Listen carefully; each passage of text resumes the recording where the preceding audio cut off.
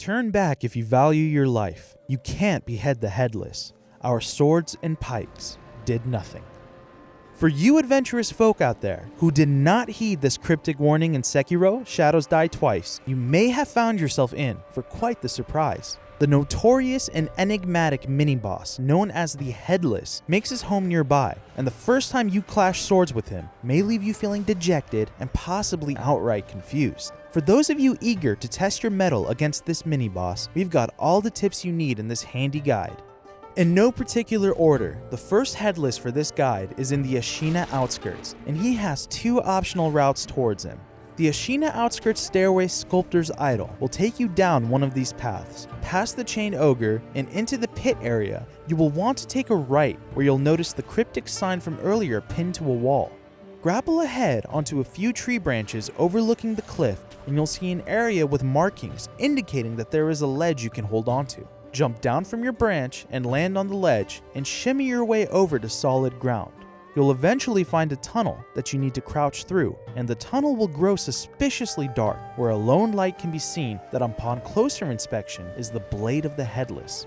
The other route to the same exact Headless starts from the Demon Bell in Senpu Temple. Journey past a small tunnel into a building with a burnt outline of a person against the wall. This is actually a secret trap door that you can access by hugging the wall and fitting your character into the outline, which will grant you passage into a dark tunnel within the Escena Outskirts. This path may be the quicker option if you need to attempt the mini-boss multiple times. The second Headless is in the Escena Depths. This fight will be easier when you have defeated the Mist Noble boss in order to clear the area of any spirits in Mist, which will allow you to focus solely on the Headless in this fight. The Headless is easy to find. You simply need to grapple from the Buddha statue and drop below to the hidden forest. The third Headless will require the Mibu breathing technique latent skill, and is in the Escena Castle Tower lookout. To find the Headless, you will need to go near a pool of water close to a bridge by the Old Grave Idol.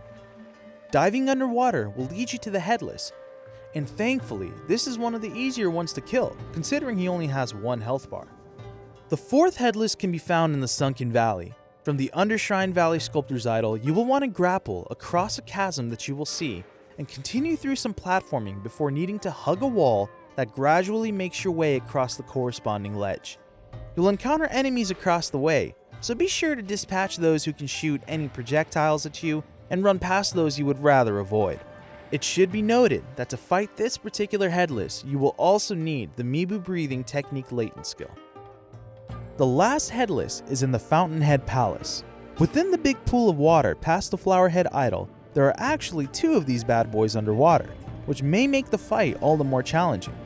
One may even appear to be a bit more ethereal, and in our experience, killing the non-ethereal Headless first caused the second to disappear. So now that we have addressed all the locations of the Headless known so far, how do you exactly get a fair shake against these difficult fights? It all depends on your playstyle, of course. You could be a true masochist and go for the perfect parry to all of his attacks. This option requires a sense of rhythm for the timing of the moves, and a better understanding of Sekiro's combat system. The trick here is that the Headless feels slower than most enemies in the game.